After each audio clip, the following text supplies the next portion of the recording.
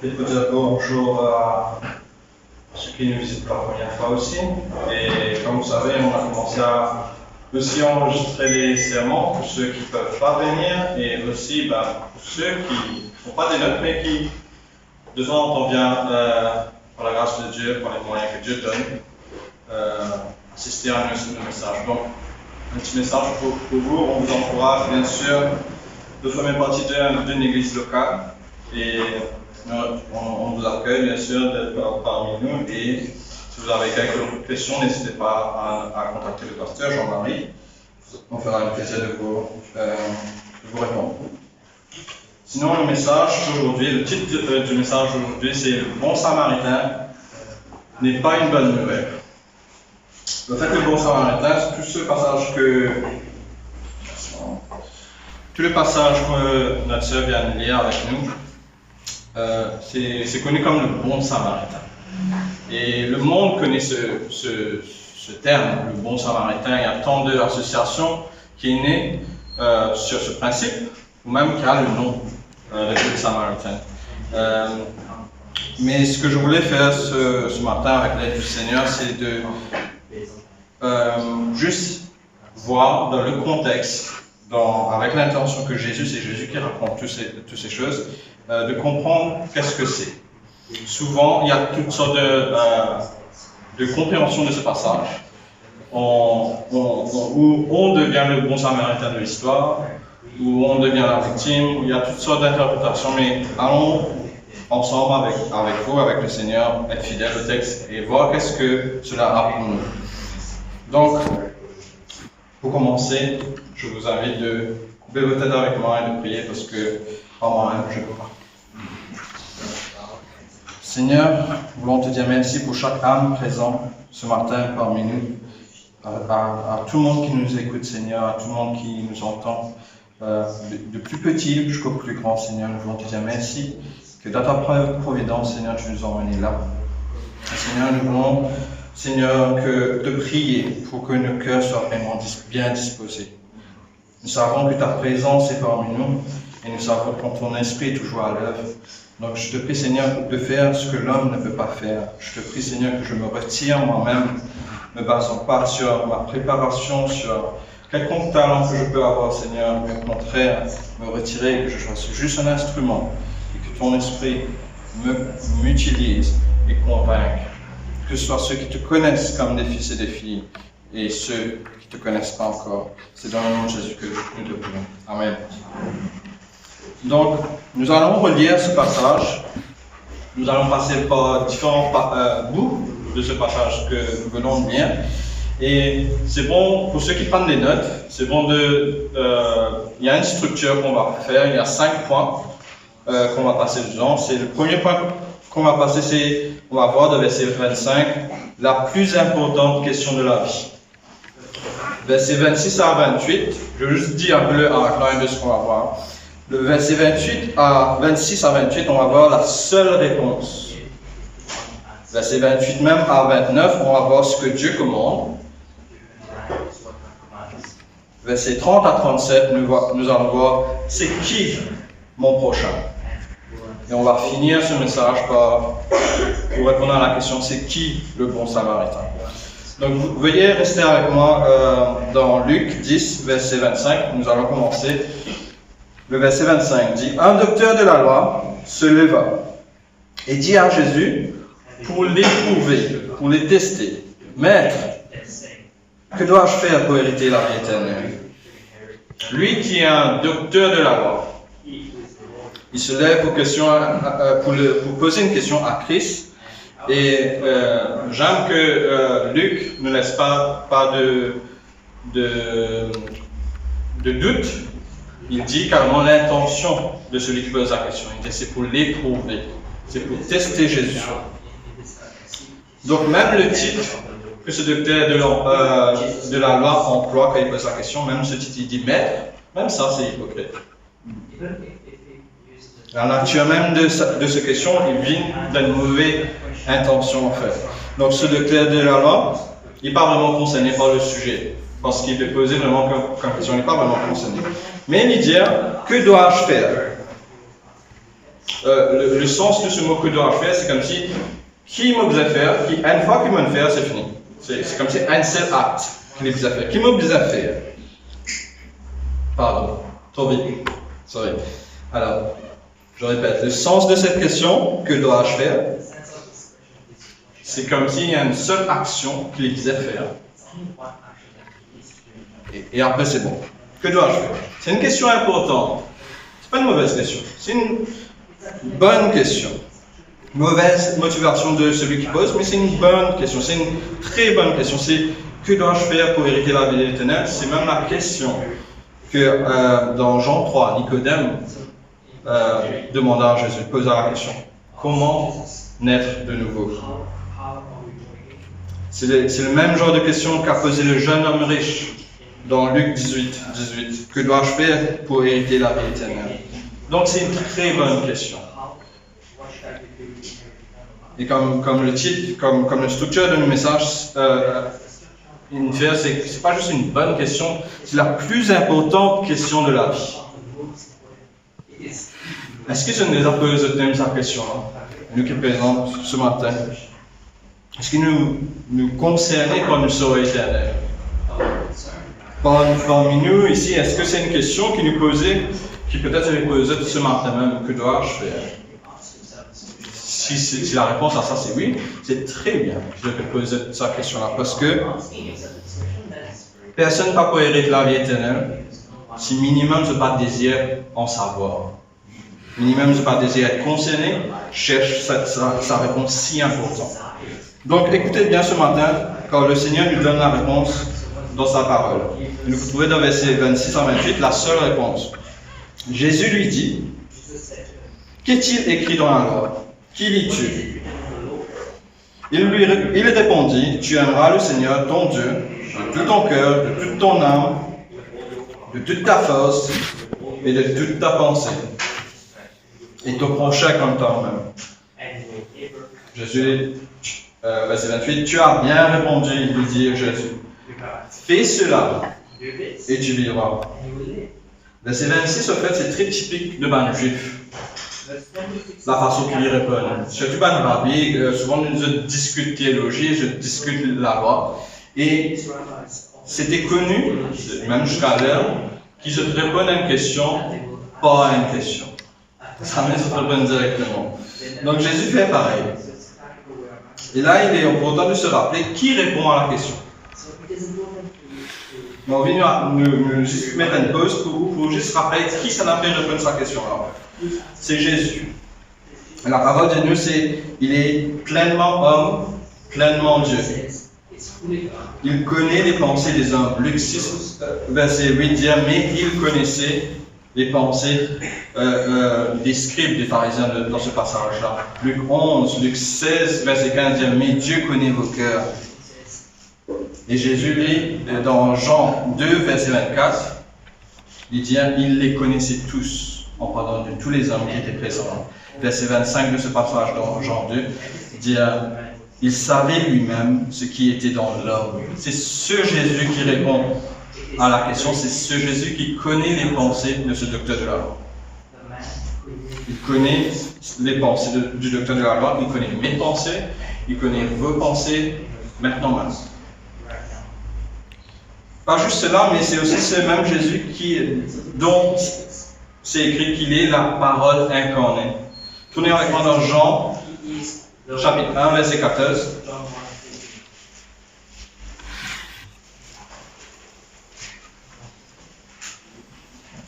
Jean 1, verset 14. Qui parle de Christ qui est « Et la parole a été faite chair, et elle a habité parmi nous. Pleine de grâce et de vérité, et nous avons contemplé sa gloire, une gloire comme la gloire du Fils unique venu du Père. » Jésus donc répond en utilisant la parole comme autorité. Par les opinions, par la culture, par les feelings, mais il les dirige à la parole. Qu'est-ce que ça veut dire pour nous? Ça veut dire que la réponse à la plus grande question de la vie, de ta vie, se trouve dans la parole. Pas dans la culture, pas dans nous-mêmes, par opinion, se trouve dans la parole. Jésus ne fait pas appel, encore une fois, à toute autre chose que d'autorité que la parole. Il dit, qu'est-il écrit? Qu'est-il écrit? Et si je nous rappelle que c'est un peu posé cette question-là, c'est un peu foutant au fait. C'est dans le sens, toi, tu es docteur de la loi. Tu es expert de la loi, en fait. Tu te poses moi la question. Qu'est-il écrit?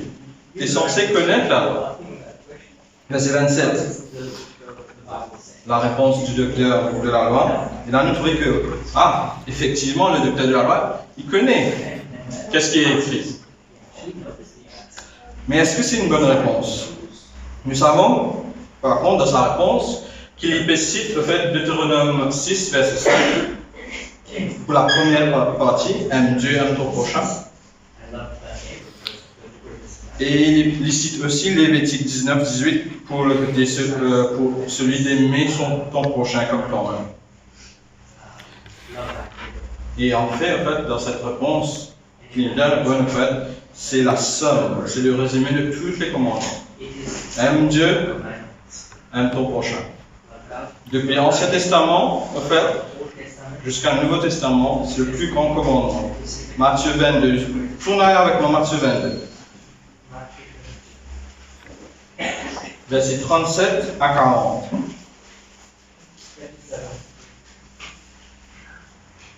Et là, vous trouvez que c'est Jésus qui vous donne la même réponse. En fait.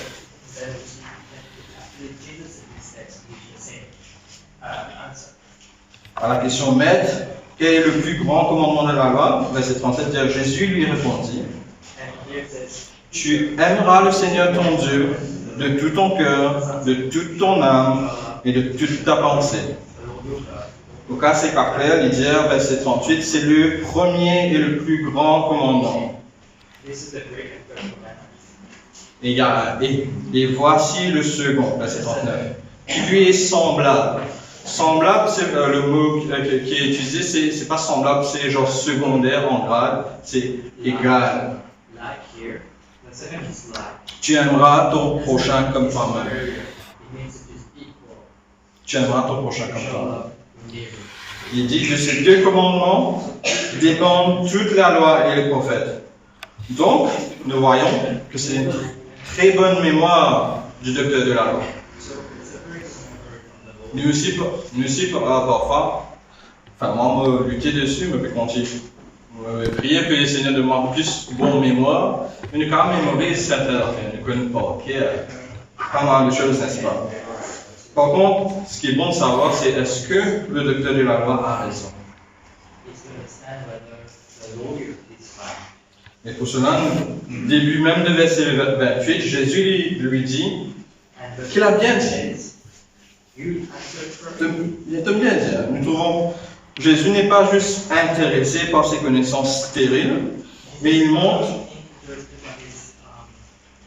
Il dit, ok, tu aimes bien dire. Connaissance, ça c'est bon. Mais il lui montre ce que Dieu commande. Dans le même verset 28, même il dit, fais cela et tu vivras. Tu aimes bien dire. Fais cela et tu vivras.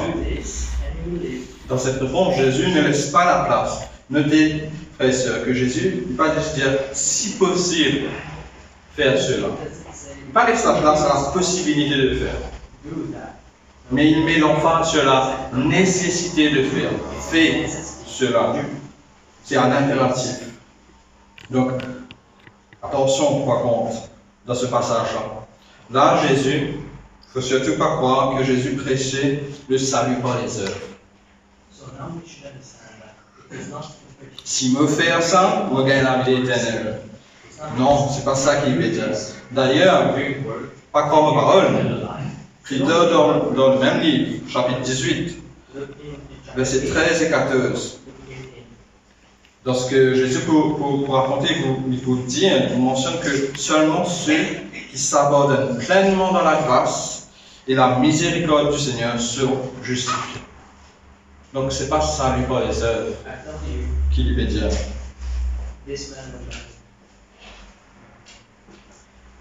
Trouvez le cas 13 à 14. qui me résume que tu me résumes vous autres que Jésus disait que seulement ceux qui s'abandonnent pleinement dans la grâce et la miséricorde du Seigneur sont justifiés par les œuvres. Donc ce que Jésus voulait, c'est mettre cet homme, ce docteur de la loi, face à face avec ce réalité. Pas avec ce connaissance, avec ce réalité, avec ce état. Parce que pourquoi est-ce que Jésus ne lui répond pas bien répondu, maintenant crois en moi. Il n'a pas dit ça. Parce qu'il y avait un problème important, lui qui connaît les pensées de tout le monde. Il avait un problème important sur comment ce docteur de la loi se voit lui-même par rapport à sa vraie condition. Il y avait là un problème que le docteur semblait ne pas voir lui-même. Est-ce que je ne fais trouve le problème dans ce passage-là? Ce qui me fait dire. Le problème, c'est quoi? C'est connaître les commandements d'aimer Dieu et aimer son prochain. C'est une chose de connaître ce commandement. Mais le faire, ça c'est autre chose. La loi de Dieu est parfaite et excellente sur la parole. Dieu est saint et il demande une obéissance parfaite de ses commandements. Et ça aussi, le docteur de la loi est sans excuse. Il doit savoir ça parce que c'est écrit dans Lévitique 18, un chapitre avant de ce qu'il est cité, Lévitique 18, verset 5. Dire, vous observerez mes lois et mes ordonnances. C'est pas juste connaissance parce qu'il continue de dire, l'homme qui les mettra en pratique vivra par elles. Ceux qui les mettent en pratique. Combien? Un petit peu? Quelques-uns? Une fois les temps? Non, toutes les lois et les ordonnances. Tout le temps, parfaitement. C'est ce que Dieu commande. Mais qui peut le faire? Qui peut le faire? Est-ce que le docteur de la loi réalise cela en fait? Est-ce qu'il sera permis à examiner lui-même? Et toi aussi, peut-être moi ce matin, est-ce qu'il nous réalise cela? Et si nous examinons à ce standard, qui nous retrouve? Nous ne pouvons pas obéir parfaitement aux exigences et la sainteté de ces deux commandements. Personne ne peut le faire. Et cette réponse à la plus grande question de la vie, c'est que cela demande. Personne ne peut le faire. Du coup, est-ce qu'ils œuvrent avec moi nous trouvent le gros problème dans ce passage-là? Le gros problème pour le docteur et le gros problème pour les autres. Et nous continuons dans ce passage. Est-ce qu'il nous guettez si le docteur de la loi, ici, trouve le gros problème? Verset 29 dit, mais lui, verset 29, mais lui, voulant se justifier, dit à Jésus, et qui est mon prochain? Voulant se justifier. Dis-le le bras de sens, je connais sa expression, n'est-ce pas? Dis-le le bras de sens. C'est un bon exemple, ici, là, de quelqu'un. Sorry, quand on peut dire ça. C'est un bon exemple. C'est un bon exemple de quelqu'un avec mauvaise intention de cœur. Il questionne pour piéger. Il n'est pas intéressé dans vraiment la question. Il hésite. Parfois, il y a un démon comme ça, en fait. Là, on peut trouver un démon comme ça, qui questionnait pour piéger, qui hésite à écouter pour qu'à répondre. Pour tirer là. Donc, à la plus grande question de sa vie, c'est important. Et face à la plus grand problème que cela représente pour lui, c'est ce qu'il est plus bizarre, qu'il n'est pas capable. Mais nous trouvons qu'il là, finalement, il n'est pas casse-tête avec ce plus gros problème. Il n'est pas casse-tête avec ce plus gros problème. Frères et sœurs, mes amis, je vais dire moi un camarade, il vous paraît bien politique, mes amis, est-ce que vous êtes comme cela ce matin? Je ne pas casse-tête avec la chose la plus importante de la vie. Le plus gros problème que vous avez, c'est l'oppression. Encourageux de ne pas être comme cela. C'est une question de vie ou de mort. Et c'est non seulement la vie ici-bas, mais c'est votre éternité qui est en jeu. Alors, pour continuer, il faut noter que dans verset 25, qui nous était avant, nous trouvons que le docteur de la loi, Spurgeon, éprouve Jésus. Spurgeon testé. Et il n'est pas vraiment réussi à ce coup. Donc, cette question, c'était comment hériter la vie éternelle. Et maintenant, cette question, pour se justifier maintenant, il enchaîne avec une deuxième question, et qui est mon prochain? Qui est mon prochain? En gros, ça veut dire, qui est mon voisin? Cela paraît bizarre comme question, en fait. Mais mis à part que cela paraît bizarre, est-ce qu'ils ont remarqué qui, comme s'il passe au-dessus une partie des commandements, n'est-ce pas? Même Dieu, tout ton cœur, toute ton âme, toute ta force, toute ta pensée. Non, c'est qui mon prochain? Donc Jésus lui répond dans verset 30, suivez avec moi, verset 30. Jésus reprit la parole et dit. C'est là que Jésus va lui répondre par une parabole. À la question, c'est qui mon prochain? Jésus reprit la parole et dit, un homme descendait de Jérusalem à Jéricho. Il tomba au milieu des brigands qui le dépouillèrent, le chargèrent le cou et s'en alla, le laissant à demi-mort.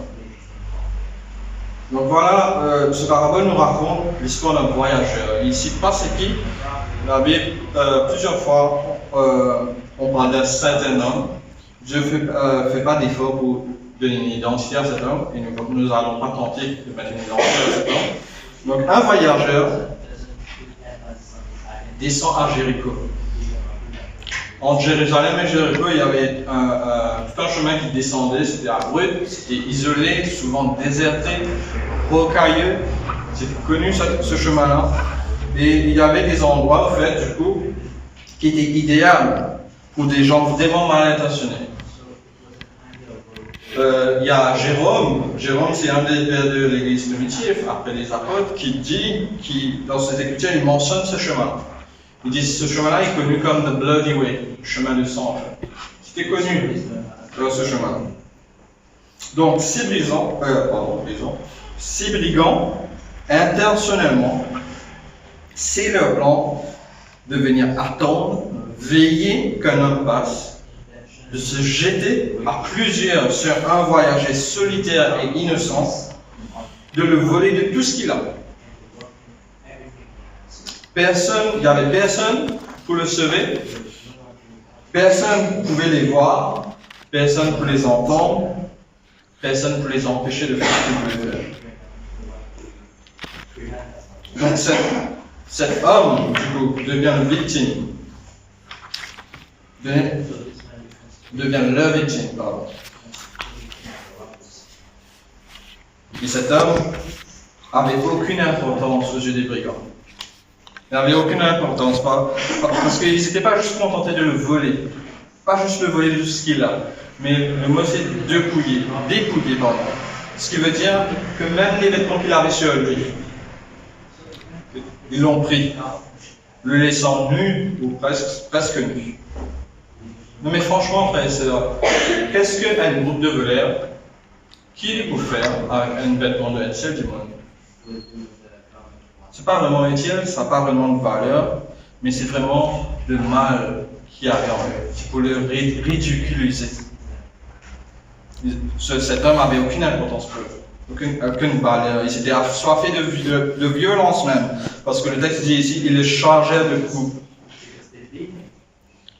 Le mot charger, c'est ça l'image de quand nous changeons un chariot à rabot dans l'agriculture au maximum. Nous sommes partis au maximum. Et quand partir dans le nom, vous battez encore, tellement il est bien à la force, de Nestlé blessé comme ça. C'est pas qu'à sa tête. De Nestlé a demi-mort, sans force. L'homme n'a pas de force pour crier à l'aide, pas de force pour se soigner lui-même ou de partir. Il est sans rien, il est perdu dans cet endroit, déserté, presque nu, blessé dans la poussière. Il ne peut pas se sauver lui-même, n'est-ce pas? Donc, est-ce qu'il y a de l'espoir pour cet homme? Nous allons voir les autres versets, versets 31 et 32. Un sacrificateur qui, par hasard, c'est vraiment le mot, c'est par coïncidence, descendait par le même chemin. Ayant vu cet homme, passa outre. Un lévite qui arriva aussi dans ce lieu, l'ayant vu, passa outre. Un sacrificateur et un lévite, je prends les deux ensemble. Les deux représentent l'autorité religieuse à l'époque. Et ils sortaient, fort probablement, ils sortaient eux-mêmes, ils sortaient de Jérusalem de leur service dans le temple. Parce que les sacrificateurs et les lévites, c'est ceux qui officiaient en fait dans les cérémonies, dans les services dans le temple. Et c'était connu qu'ils habitaient, leur maison était à Jéricho. Donc ils venaient pour une semaine, pour un mois, selon les cérémonies, selon les services, et ils retournaient dans leur maison à Jéricho. Alors, n'oubliez pas, c'est le docteur de la loi qui écoute tout cela. S'il doit avoir un héros dans l'histoire, dans cette histoire que Jésus est en train de raconter, selon le docteur de la loi, définitivement, alors obligé, ça doit être selon lui un sacrificateur. Ou au moins le lévite. Parce qu'il symbolisait l'autorité religieuse. C'est ce que la crème de la crème, voilà, c'est quoi le judaïsme, ce qui représentait. Le plus simple, le plus respecté. Alors, qu'est-ce qu'ils font quand ils voient l'homme à demi-mort devant eux? En français, le mot qui est utilisé dans le Bible devant vous, là, c'est passa outre. Et ça a littéralement l'image que le chemin au point qu'il a dû faire, mais il lui est passé, il est devant nous. Il est dans le côté. Il est devant nous. Voilà, trouvé. Dans l'autre côté, continue. Passe à l'autre. Donc le sacrificateur et le lévite fait pareil. Je trouvais. Pas juste se trouver, n'oubliez pas ces deux personnes-là, ils connaissent le commandement.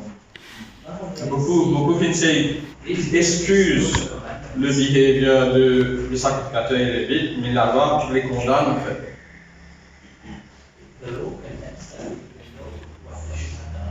Alors ils condamnent. Ils savent qu'ils doivent traiter bien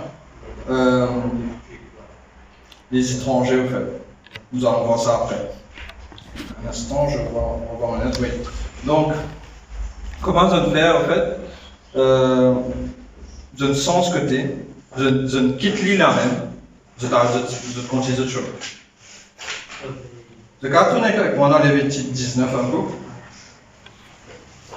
Un texte que le docteur de la loi doit connaître, parce que c'est dans le même chapitre qui cite le commandement. C'est juste quelques versets après, versets 33 et 34.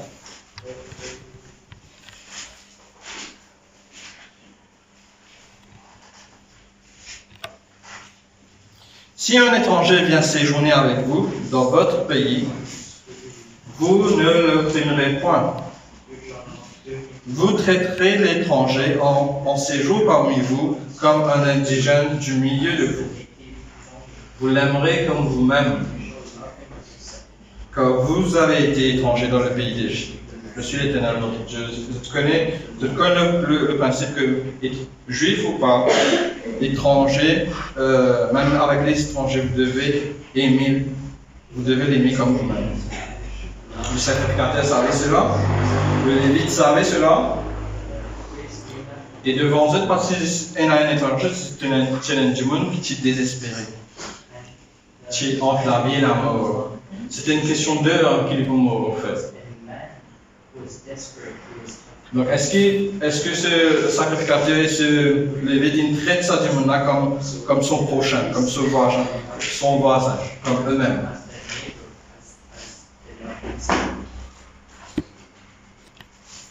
Donc, nous voyons encore que c'est quelque chose de connaître les commandements,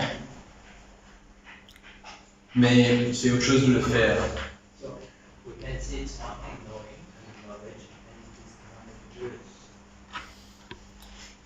Ce que Jésus montrait à ce docteur de la loi qui fait écoute ça, histoire-là, encore une fois, c'est l'audience à qui Jésus veut parler, c'est le docteur de la loi. Il ne faut pas oublier. Il peut montrer qu'il n'est pas capable de considérer déclare pas connaître ou déclare pas comprendre. Toujours là, dis-le auprès de son mal comprendre la loi, mal utiliser la loi, mais zéro la vie. Zéro la vie. Donc le sacrificateur, encore une fois, le Lévite, comme sa parole là, nous continuons de ne laisser mot. Dans le monde actuellement, il y a la loi devant le pays, dans la plupart des pays, si on ne pas trompé, qui est basée sur ce principe-là. Je ne vais pas appeler la loi du bon samaritain, mais beaucoup basée sur ce principe-là. Par exemple, il y a la loi de non-assistance à personne en danger. C'est un créneau. Quelqu'un en danger de vie de mort, légalement, je peux faire tout ce que je suis capable. Pour être libre. Ce n'est pas faire libre, c'est un crime de vie. Ça sort de là. Ça. Donc, verset 33. Vous trouvez que deux acteurs principaux, deux héros potentiels pour le docteur de la loi, pas faire ce qu'ils avaient fait. Et du monde sur le chemin, toujours bémol. Verset 33 dit mais un Samaritain. Mais un Samaritain qui voyageait, étant venu là, souligné fut ému de compassion lorsqu'il le vit. Et avant cela, il y a mais un Samaritain. Mais ce mais un Samaritain-là, c'est souvent comme dans la Bible, mais Dieu. À chaque fois que nous voyons mais Dieu dans la Bible, nous avons beaucoup de quoi être reconnaissants pour cela. Ici aussi, ce mais un Samaritain, c'est un peu comme un mais Dieu. C'est-à-dire, gros problème, gros désespoir, zéro solution, mais un Samaritain. Je pense, encore une fois, partons juste nos paroles pour acquis. Éphésiens 2.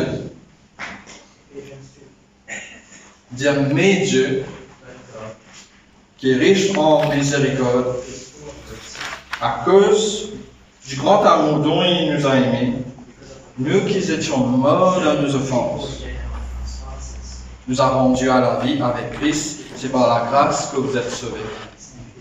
C'est ce genre de mais Dieu, mais un Samaritain. Romains 5, 8. Il y a encore mais Dieu. But God. Mais Dieu prouve son amour envers nous en ce que lorsque nous étions encore des pécheurs, Christ est mort pour nous. C'est pas merveilleux tous ces mais Dieu qu'il y a dans la Bible pour nous. Nous devons être reconnaissants pour cela.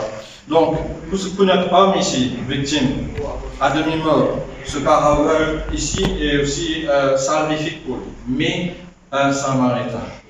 Le mais veut montrer quelque chose qui va être différent de ce qu'il y avait précédent. Qui va être le contraire de ce qu'il y avait différent. Et je vous avais dit de souligner, fut ému de compassion. Dans le Nouveau Testament, ce mot-là, tout cela, fut ému de compassion, c'est un seul verbe en grec. Et qui se traduit littéralement comme il fut touché dans ses entrailles avec pitié. Et point important pour nous, c'est que Jésus est la seule personne de qui on dit cela dans toute la Bible. Cette expression fut ému de compassion. Dans Luc 7, je donne la liste, Luc 7, verset 13. Pas besoin de tourner, hein, c'est toute la liste pour vous dire combien de fois c'est mentionné de Christ. Luc 7, Luc 15, verset 9, verset 20. Matthieu 9, verset 36. Matthieu 14, verset 14, 15, chapitre 15, chapitre 18, chapitre 20, Marc, chapitre 1er, chapitre 6, chapitre 8, 9, bref, vous avez compris. C'est mentionné que de Christ, cette chose, ce sentiment. Il fut touché dans ses entrailles avec pitié. Et ce Samaritain, qu'est-ce qu'il fait? Verset 34, dit mieux qu'il s'approcha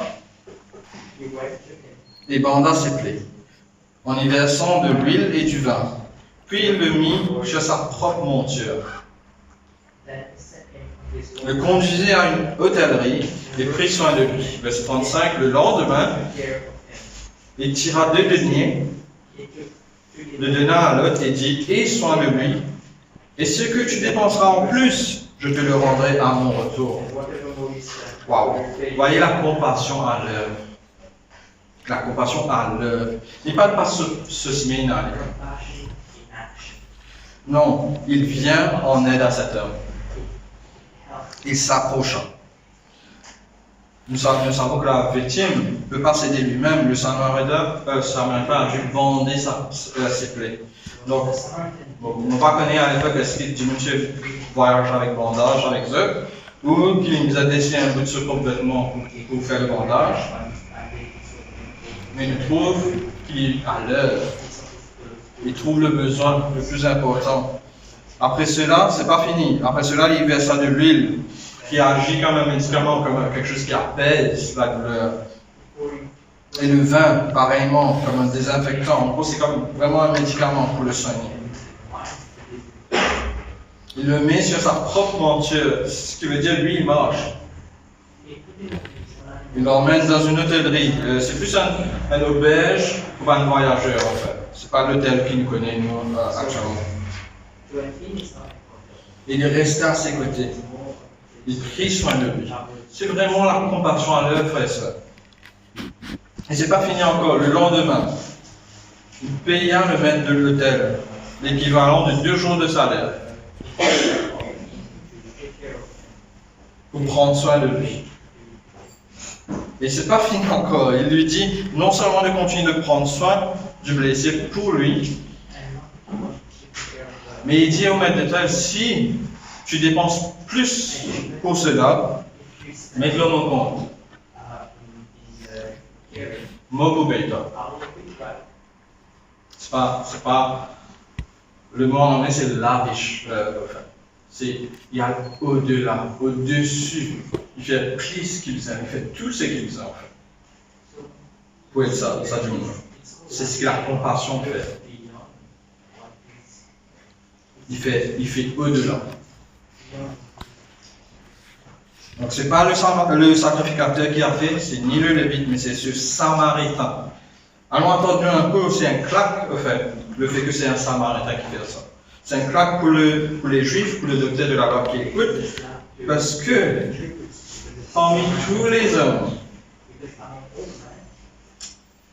un Juif est loin, impossible pour lui d'imaginer qu'un Samaritain puisse être le héros d'une histoire, peut faire une bonne action. C'est impossible pour lui de penser à ça, que non seulement un Samaritain peut faire la bonne chose, mais que les Juifs, eux, ne vont pas faire la bonne chose. C'est impensable à l'époque. Parce que vous savez, si vous ne savez pas, sachez que les Juifs, ils détestaient les Samaritains. Ils n'étaient pas en paix les deux.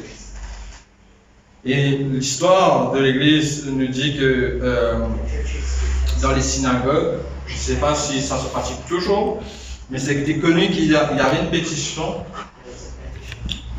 une prière que les Juifs faisaient dans leur pétition qui était carrément contre les Samaritains. Et qui priaient à Dieu qui ne prennent jamais part dans le royaume de Dieu. C'était leur prière.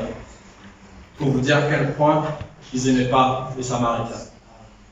Et au fait, même le mot Samaritain C'était comme une insulte à l'époque.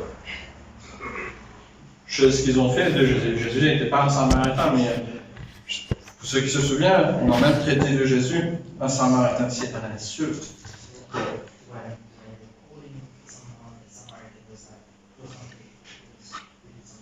Et Jésus raconte ce parabole à ce docteur de la loi, et quand il finit ici, la parabole finit, il lui demande lequel, c'est Jésus qui pose la question, lequel de ces trois semble avoir été le prochain de celui qui était tombé au milieu des brigands.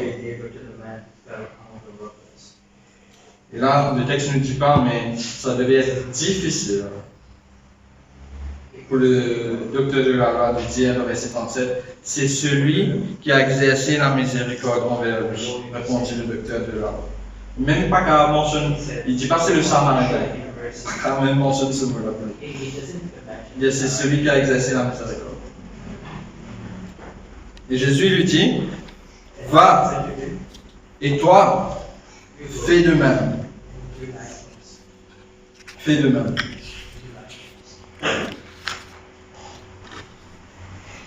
Donc, c'est ce qu'il y a comme dans la fin d'une bonne leçon. Un bon professeur, le maître, Jésus lui dit, va, toi, fais de même. Et le parabole finit comme ça. Hein? On va juste nous récap un peu ce que nous lire ce matin. Il y a plusieurs séquences, en fait. Donc, nous remarquez que cette question-là, c'est une question la plus importante, qui est répétée plusieurs places dans la Bible. Il y a une similarité dans cette question-là. On trouve dans une séquence même dans tout ce passage-là. Quand, par exemple, deux séquences qui sont parallèles, en fait, il y a le docteur envie de prouver Jésus, envie de tester Jésus. Il pose question numéro 1. Que dois-je faire pour hériter la vie éternelle? Jésus ne répond pas directement, il répond par la question numéro 2. Qu'est-il écrit dans la Donc, le docteur répond à la question de Jésus, aime Dieu, aime ton prochain, et Jésus finalement répond à la question numéro 1. Fais cela et tu vivras. Même après pour le deuxième partie, le docteur veut se justifier. Le docteur veut se justifier. Il pose la première question. Qui est mon prochain? Jésus pose la même question. Lequel de ces trois, quand il finit à raconter la parabole, lequel de ces trois a été un prochain? Réponse du docteur à Jésus, c'est lui qui a exercé la miséricorde. Et finalement, Jésus donne la réponse à la première question, qui est mon prochain? Il dit, va et toi, fais de même. En gros, il veut dire, c'est pas une question d'identité. Enfin, nous, là, identifier c'est qui notre prochain. Et à toi d'être un bon prochain. Fais de même. Donc, beaucoup de personnes peuvent faire de ce parabole une allégorie sur Jésus-Christ. Comme quoi, le bon samaritain dans l'histoire, c'est une allégorie de Christ, c'est rempli de messages cachés. Allégorie, c'est ça, c'est comme si. C'est pas un message caché que tu as deviné, c'est comprendre. Mais j'espère, frères et sœurs, que pour nous ce matin, dans le contexte de ce passage-là, quand nous trouvons l'intention de Jésus, de cette audience, vous trouvez qu'il n'y a pas un message caché. C'est simple. Très simple message. Dans le but de Jésus dedans, c'est de montrer l'état de désespoir par rapport au plus grand des commandements. Par rapport à ce docteur de la loi qui ne pratique pas ces choses. Il lui montre qu'être sauvé ne passe pas par nos œuvres. Mais cela nous change. Et cela nous fait obéir à Dieu. Et enfin, par rapport au voisin, il lui montre qu'il ne s'est pas à lui de définir qui est son prochain. Parce que pour le juif, le seul bon voisin qu'il y a, c'est la communauté juive. Donc il montre que non, c'est pas ça. Tout le monde est notre prochain en fait. Nous sommes un bon voisin pour notre prochain. C'est ce qu'il montre. Donc ce docteur de la loi, il pensait être droit devant Dieu, il pensait être juste, mais il n'était pas. Il pensait connaître son prochain. Il pensait être un bon voisin, mais il n'était pas. Et en fait, on voit que même sa connaissance de la loi, il choisit ce qui lui arrange. Il choisit de mettre de côté une partie de la loi, surtout la partie qu'il ne vit pas, la partie qu'il accuse. Donc Jésus chamboule tout ce fausse sécurité qu'il y a là.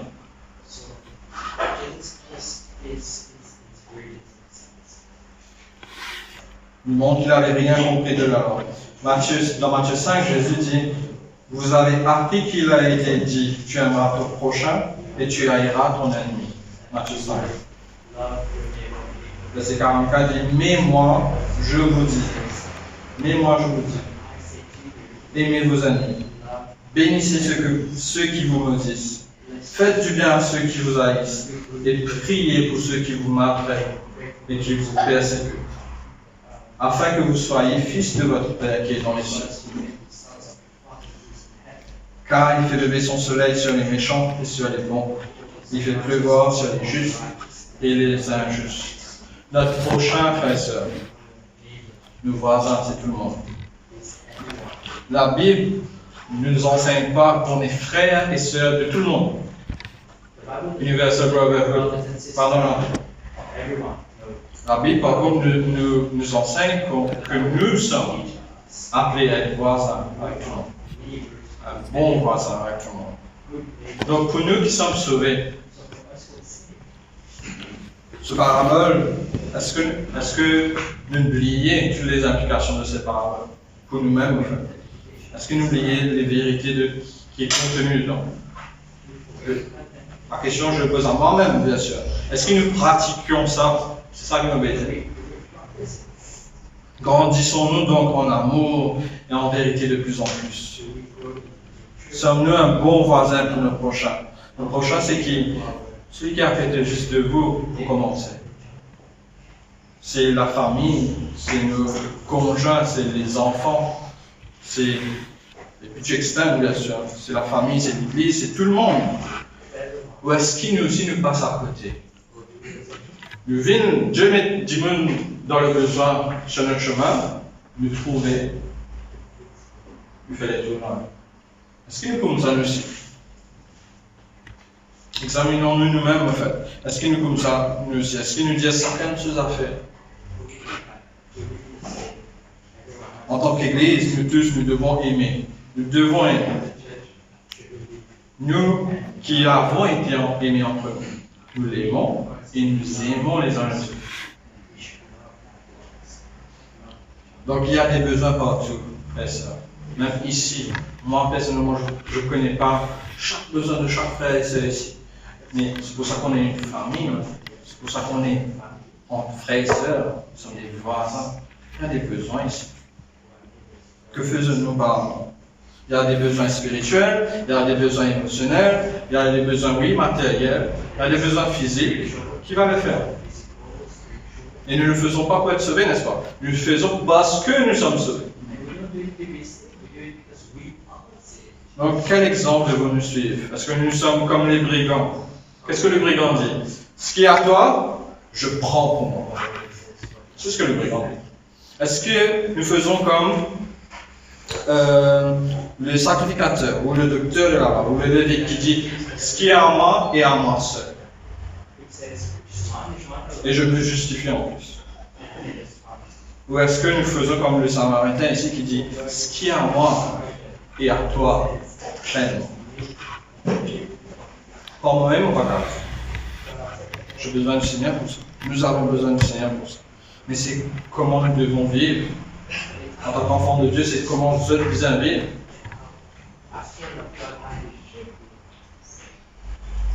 Combien ce serait merveilleux si toutes les églises qui se disent chrétiens vivaient comme ça. Donc allons se mettre à l'œuvre. Allons se mettre à l'œuvre. Et attention de détourner l'enseignement de Jésus dans ce passage. Ne pas confondre les bonnes œuvres de la foi pour la bonne nouvelle. Il y a beaucoup qui le font. Il y a des associations chrétiennes qui 99% de leurs activités de focus, c'est les œuvres, c'est bien les œuvres. Et les œuvres, c'est pas l'évangélisation. C'est pas la bonne nouvelle. La bonne nouvelle que nous sommes commandés à proclamer, c'est le message de l'évangile de Jésus-Christ. Donc, il ne faut pas confondre ces deux choses-là. Donc, une petite patience avec moi, s'il vous plaît. Parce que le message est important maintenant pour ceux qui se posent cette question aujourd'hui. Que dois-je faire pour être sauvé? En fait, là où vous êtes aujourd'hui, nous aussi nous sommes dans une place. Autrefois. Nous aussi nous posons la même question. Et si je ne lis comme à moi, comme nous tous ensemble, si je ne lis comme à moi, tout ce texte dans Luc 10, verset 25 à 37, nous vous improuvez, espérez que je trouvais, que nous ne pouvons pas ni nous sauver, ni sauver quiconque. Nous, moi-même, je ne suis pas capable de sauver moi-même, je ne suis pas capable de sauver personne. Combien en tout cas ne parle pas moi, je suis content car sauve un de un proche. C'est impossible. C'est impossible. Donc nous ne pouvons pas le faire, vous avez. Nous pouvons, non seulement cela, nous ne pouvons même pas plaire à Dieu. Parce que nous ne pouvons pas l'obéir parfaitement. Tout le temps. Nous ne pouvons pas faire ça. En fait, plus précisément, les chrétiens nous disent que sans l'amour de Dieu en nous, nos cœurs ne désirent même pas ces choses. Je ne parle pas ici de faire des bonnes actions. Je parle du salut, je parle d'être sauvé, je parle de la vie éternelle. Nous ne désirons pas faire tous les commandements. Nous n'avons pas zéro péché en nous. Nous ne faisons plus péché. Donc personne ne peut le faire. Personne ne peut le faire. Donc êtes-vous comme le docteur de la loi? C'est la question que je vous pose. Êtes-vous comme le sacrificateur ou le lévite? Ou sûrement vous êtes, peut-être vous vous dites que vous êtes non. Je correspond plus à l'homme qui est victime dans l'histoire. Ben, la mauvaise nouvelle, c'est que vous n'êtes pas non plus cet homme victime dans l'histoire. Tout comme moi, je n'étais pas cet homme victime dans l'histoire. En fait, vous êtes pire que cela. J'ai été pire que cela. Et vous êtes dans un état qui est pire que lui. Comment je peux dire cela? Allons dans Romains. Tournez avec moi.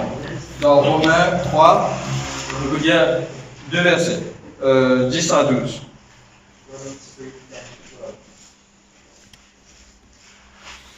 N'oubliez pas, il n'y a pas de salut par les œuvres. On parle d'être droit, d'être en paix avec Dieu. Verset 10 dit, il n'y a point de juste, pas même un seul. Nul n'est intelligent, nul ne cherche Dieu, tous sont égarés, tous sont pervertis. Il n'y en a aucun qui fasse du bien, pas même un seul. On est de nature des enfants de la colère, de la destruction en fait. Nous sommes de nature rebelles contre Dieu, ce Dieu, notre Créateur. Nous sommes tous nés pécheurs, tous. Et nous péchons à chaque fois contre Dieu. Franchement, c'est un Dieu de patience, d'énorme patience et de grâce. Parce que c'est que ça qui lui empêche de nous foudroyer maintenant. La parole dit que le salaire du péché, vous connaissez ça, le salaire du péché est la mort. Que même ici-bas, en fait, même dans cette vie, nous savons que nous ne voulons pas, nous ne désirons pas, non seulement obéir, mais nous ne pouvons pas plaire à Dieu, nous ne pouvons pas l'aimer comme il nous demande, et nous ne pouvons pas aimer les autres comme il nous demande. Oui, parfois vous pouvez faire de bonnes actions. C'est bien, mais ça vous sauve pas. C'est folie, frères et sœurs, c'est folie, mes amis, de croire que nous pouvons nous sauver. Je suis bien attristé de voir que trop peu de gens sont concernés par la vie éternelle. Trop peu de gens se posent la plus grande question, la question la plus importante. Trop peu de gens posent la question. Au contraire, quel genre de question vous avez posé? Que vais-je devenir? Quelle carrière? Qui va m'aimer? Est-ce qu'il me peut marier? Comment faire pour être confortable? Est-ce que je vais être riche? Comment profiter au maximum? Aucune de ces questions vous emmène sur la chose la plus importante de toute la vie même. Comme un pécheur, comment est-ce qu'un pécheur peut avoir la paix, une relation avec Dieu? C'est ça la question. Donc, vous n'êtes pas comme l'homme blessé dans l'histoire, vous n'êtes pas cette victime à demi-mort, innocent, qui mérite la pitié d'un sauveur. Très important. En vous-même, vous n'êtes pas celui-là. Vous n'êtes pas innocent qui mérite la pitié d'un sauveur. Non. La Bible dit qu'on est mort. Vous êtes mort. Du coup, on n'est pas innocent. Rien en nous incite la pitié d'un sauveur. Rien en nous mérite qu'on vienne nous sauver. Rien. Donc, on est pire que ce bonhomme sur la route là. C'est pas vous. Est-ce qu'ils se comment se trouvent eux-mêmes? Te vois-tu comme Dieu te voit, pécheur, privé de la gloire de Dieu, méritant la condamnation? Besoin d'un miracle. Besoin d'un miracle. Tu n'es pas le bon samaritain ni le victime innocent, et moi je veux t'inviter. Je veux t'inviter à porter ton attention maintenant à Christ, sur Christ. Il n'est pas le bon samaritain, il est plus que le bon samaritain. Vous étiez comme nous quand nous étions encore rebelles contre Dieu, nous étions pires que cet homme blessé. Christ, lui, il est meilleur que le bon samaritain. Pourquoi? Parce que sans rien en nous, il fut rempli de compassion pour les pécheurs. Et il vient vers nous. Nous sommes objets de sa colère. Il nous a aimés. Non pas seulement cela, non pas seulement qu'il nous soigne, mais nous étions morts. C'est pas soigner qui m'a besoin. C'est pas un panadol qui te donne un cadeau. Non. Il nous donne la vie par l'Esprit Saint. C'est lui qui retire justement sa cœur de pierre. On remplace par un cœur de chair qui vit vivant. Et nous ne pouvons pas payer nos dettes. Le salaire du péché est la mort, n'est-ce pas? Nous ne pouvons pas payer cette dette. Christ l'a payé. Christ, nous allons chanter ce chant tout à l'heure, Christ a tout payé. Ma dette est effacée. C'est un chant, c'est un hymne qu'on doit se chanter tous les jours de notre vie. Devant l'impossibilité de cette dette, Christ a tout payé, ma dette est effacée. Il a pris volontairement toute la colère de Dieu, qui était pour nous les pécheurs. Il a pris la mort que je mérite. À ma place, il a pris. Moi, je suis coupable. Je suis coupable.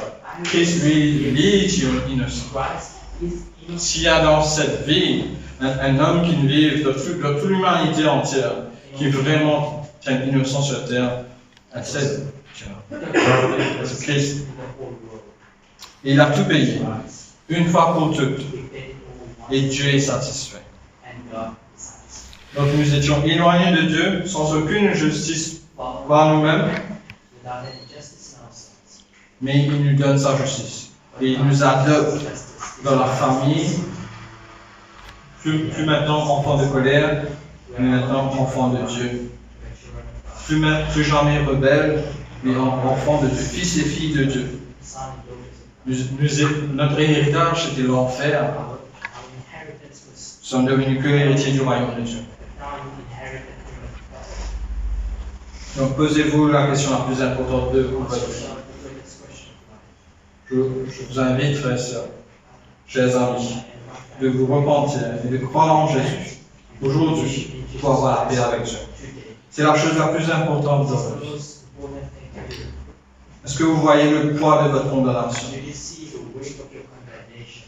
Si vous refusez, je dois vous le dire, par amour, si vous refusez, vous commettez le péché de l'incrédulité, que Dieu ne vous pardonnera pas. Donc vous êtes responsable. Dieu peut souverainement vous sauver. Vous êtes responsable. Dieu demande à tout homme de se repentir et de croire en lui. Donc courez vers lui, sans aucun œuvre de votre part, mais par la foi en Christ, votre Sauveur, qui a tout payé pour vous sur la croix, qui a versé son sang, qui vous a racheté par son sang, qui vous donne sa justice, vous adapte dans sa famille. Croyez-vous en cela ce matin? Donc, comme je l'ai dit tout à l'heure, pour en finir, nous savons que le salut vient par la prédication de la parole, c'est son esprit, c'est pas moi, c'est personne qui vous sauve. Je veux que vous tourniez votre Bible avec moi dans quelques versets et nous allons finir par cela. Vous vous rappelez de mes dieux? On a vu la beauté, chaque fois qu'il y a mes dieux dans la Bible. Vous avez vu la mauvaise nouvelle pour vous. Dans la Bible, dans la parole, c'est écrit, mais Dieu a tenté d'aimer le monde, qu'il a donné son Fils unique, afin que quiconque croit en lui ne périsse pas, mais a la vie éternelle. Jean 3,16, nous connaissons ça. Dans Jean 3, verset 36, dit, celui qui croit au Fils a la vie éternelle. Celui qui ne croit pas au Fils ne verra point la vie, mais la colère de Dieu demeure sur lui. Ou encore une fois, Éphésiens 2, mais Dieu, qui est riche en miséricorde, à cause du grand amour dont il nous a aimés, nous qui étions morts par nos offenses, nous a rendus à la vie avec Christ. C'est par la grâce que vous êtes sauvés. C'est important. C'est la chose la plus importante. Oubliez études, oubliez carrière, oubliez relation, oubliez tout ce qui peut prendre de la vie là. La chose la plus importante aujourd'hui, dans ce moment, c'est ça. Donc, je vous en supplie, en fait. Tout comme Paul suppliait l'Église dans 2 Corinthiens. Je dis une même parole que Paul. Nous vous en supplions au nom de Christ. Soyez réconciliés avec Dieu. Celui qui n'a point connu le péché, il a fait devenir péché pour nous, afin que nous devenions en lui justice de Dieu. Là, vous me dites comment faire cela? Par la foi. Romains 9, 10. Romains 9, 10. Ouais. Si tu confesses de ta bouche le Seigneur Jésus, et si tu crois dans ton cœur que Dieu l'a ressuscité des morts, tu seras sauvé. Bonne nouvelle, incroyable nouvelle, la riche fleuve. Car c'est en croyant du cœur qu'on parvient à la justice, et c'est en confessant de la bouche qu'on parvient au salut. Donc la seule bonne nouvelle, c'est que Christ est meilleur que le bon samaritain. Jésus vous dit, je suis le chemin, la vérité et la vie. Personne ne vient au Père si ce n'est par moi. Et Marc 1, verset 15 dit, le temps est accompli et le royaume de Dieu est proche. Perdez pas votre temps, repentez-vous et croyez à la bonne nouvelle. Nous savons que quiconque croit en lui, dans sa vie, dans sa mort, dans ses œuvres, de ce qu'il fait, sa résurrection, aura la vie éternelle. Quiconque, ça c'est le mot que vous devez aimer. C'est vous ça, c'est quiconque. Peu importe quelle vie de péché vous avez, peu importe. comme tu es, tel que tu es. Crois en lui. Repends-toi et crois en lui. Et courez sur la seule réponse, le seul chemin. Ne remets pas cela à demain. Aujourd'hui est le jour du sage. Dieu est là. Vous devez savoir ça, c'est pas juste vous me voyez moi ou derrière la tête de prêtre, pas mal de gens devant vous. La présence de Dieu est là. C'est sa parole. Il est là. Il connaît vos pensées. Alors c'est dans ce moment même. Ne remettez pas ça à demain. Baguette maman, papa, baguette de gauche à droite. Votre sort éternel est en jeu. Donc, je ne vais pas dire plus que ça. Repentez-vous et croyez. Si vous avez besoin d'en parler, ne quittez pas cet endroit sans en parler avec quelqu'un. Quelqu'un qui est mature dans la foi. Jean-Marie, frère, une sœur, partez pas comme cela. Si vous avez des questions et tout, nous sommes là pour vous. Si vous l'avez compris, vous faites savoir. Et si vous avez la foi, si aujourd'hui vous me dites, je crois, alléluia, alléluia, faites-nous savoir, nous voulons nous réjouir avec vous. Donc c'est important, c'est une question de vie et de mort pour cette vie même et pour l'éternité. Le bon samaritain donc est une mauvaise nouvelle. Christ est la seule réponse à la seule question qui compte. Prions. Seigneur, comme contempler, Seigneur, tes œuvres, tes plans, Seigneur. Avant même de créer le monde, Seigneur, tu te détermines tout, Seigneur. Et tu calcules tout si bien, Seigneur. Tes plans sont parfaits. Et Seigneur, comment nous, l'homme, pécheur que nous sommes, Seigneur, nous sommes un affront à ta sainteté, à toute bonne chose que tu fais, Seigneur. Nous réalisons que oui, quelle grâce tu nous as fait, qu'il n'y avait rien en nous qui mérite ta grâce. Mais tu es bon, tu es riche en miséricorde, tu es compassionné. Et Seigneur, merci pour ton plan, merci pour ton Fils, Jésus notre Sauveur, merci pour sa vie parfaite, sans péché, lui qui a rencontré, qui a à notre place, il a accompli toutes les lois, toutes les exigences de la loi que nous ne pouvons pas faire. Lui qui était sans péché, lui qui était innocent, il s'est volontairement donné à ma place, à notre place. Il a eu victoire, Seigneur, sur la mort, chose qui est impossible pour nous. Il a payé pour nous. Nous avons accès gratuit devant ton trône, Seigneur. Tu nous appelles tes fils. Nous t'appelons Abba, Père. Seigneur, c'est un privilège.